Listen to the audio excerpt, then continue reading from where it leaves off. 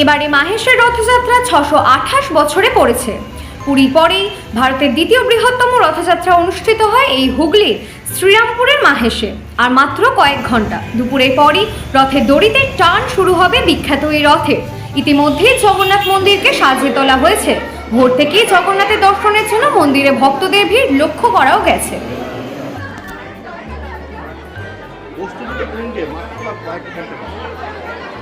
মাহেশ মাহেশ মাহেশ যথা প্রভু জগন্নাথ বিভু পরমেশ, এমন দয়াল ঠাকুর কোথায় আছে সকল ব্যথার শেষ। অগণিত ভক্তদের ঢল নামছে ভোর 5টা থেকে। এখনও পর্যন্ত আমাদের ঠাকুর বাইরের চাতালে বেরোননি। সকাল 8টার সময় প্রভু ভোগ খেয়ে উনি বাইরের চাতালে বেরোবেন। ভোর 5টার সময় আমাদের মঙ্গল আরতি হয়েছে। অগণিত ভক্তদের ঢল নামবে। আজকে আমাদের রেকর্ড সংখ্যক ভিড় হবে। প্রতি বছরের যত ভক্ত সংখ্যা হয়, আমরা এবছর আশা করছি আরও ভক্ত সংখ্যা বাড়বে। তার জন্য পুলিশ প্রশাসন যথেষ্ট সজাগ আছে। আমার সকল ভলেন্টিয়ার বন্ধুরা, সকলে আমাদের সদস্যরা, আমার সকলে মিলে ভক্তগণদের সুবিধার্থে সকলে মিলে সজাগ আছে। কোনো অপ্রীতিকর ঘটনা যাতে না ঘটে তার জন্য সবাই তটস্থ আছে। আমাদের সকাল থেকেই পূজা অর্চনা চলছে। দুপুর 2টোর সময় আমাদের দামোদর হবে। প্রথম উঠবে নারায়ণশিলা, কারণ উনিই তো নারায়ণ, সত্য যুগে নারায়ণ, ত্রেতায় রামচন্দ্র, দাপরে কৃষ্ণ, আর কলিতে উনি যেহেতু জগন্নাথ, উনি যুগে যুগে অবতীর্ণ হয়ে আছেন। প্রথমে উঠবে আমাদের নারায়ণশিলা, তারপরে উঠবে মা সুভদ্রা, তারপরে উঠবে বলভদ্রদেব এবং তারপরে উঠবে জগতের নাথ পরমপিতা জগন্নাথ দেব। আমরা পৌণ্ডী যাত্রা করে নিয়ে যাব। ওখানে রাজ সিংহাসনে রথের ওপর ওখানে অধিষ্ঠান করাবো। ওখানে পুষ্পমাল্যে ভূষিত করব, স্বর্ণালঙ্কারে ভূষিত করব। ওখানে কান পাশা, হাত পরিয়ে দেবো, মাথার সোনার মুকুট পরিয়ে দেবো। ওখানে আরতি হবে, ওখানে চামর, ওখানে কর্পূর আরতি হবে, তারপরে পূজা অর্চনা হবে, তারপরে আমাদের রথের রশি টান শুরু হবে ঠিক বিকাল 4 ঘটিকায়। আমরা আশা করছি তাড়াতাড়ি আমাদের এত ভক্তদের ভিড় নামবে।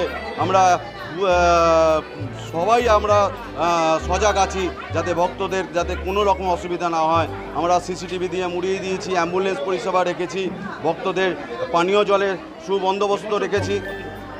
628 বছর এবছর পদার্পণ করলো আমাদের মাহেশের ঐতিহাসিক রথযাত্রা। এটা মুখ্য যোগ করেছিল আমাদের স্নানযাত্রার দিন। এই স্নানযাত্রার দিন আমাদের বহু অগণিত ভক্তদের ঢল নেমেছিল, কারণ স্নানযাত্রা আমাদের খুবই বিখ্যাত। কথিত আছে ভগবানের কথায় যে রইব মাহেশে তোমার সকাশে, আমি যে জগৎপতি, মাহেশেতে স্নানে উড়িষ্যায় ভোজনে রবে চিরদিন খ্যাতি। মাহেশেতে স্নানযাত্রার সাথে সাথে এটা হচ্ছে পশ্চিমবঙ্গের বৃহত্তম রথযাত্রা বলতে গেলে আমাদের মাহেশকেই বোঝায়, এবং ভারতবর্ষের দ্বিতীয় বৃহত্তম রথযাত্রা আমাদের এই মাহেশ। আপনারা সকলে মিলে আসুন, সকলে মিলে জগন্নাথ মহাপ্রভু দর্শন করুন এবং ওনার কৃপা লাভ গ্রহণ করুন। জয় জগন্নাথ। আমি পিয়াল অধিকারী, আমি সম্পাদক এবং প্রধান সেবায়িত পুত্র, মাহেশ জগন্নাথ মন্দির। আমি বরানগর নপাড়া মেট্রো স্টেশনের সামনে বরানগর। হ্যাঁ, আমার মেয়ের বাড়ির সামনে, ওখানে আমার বাড়িতে আমার মা আসে প্রতি বছরই আসে। খুব ভালো, খুব ভালো, খুব ভালো।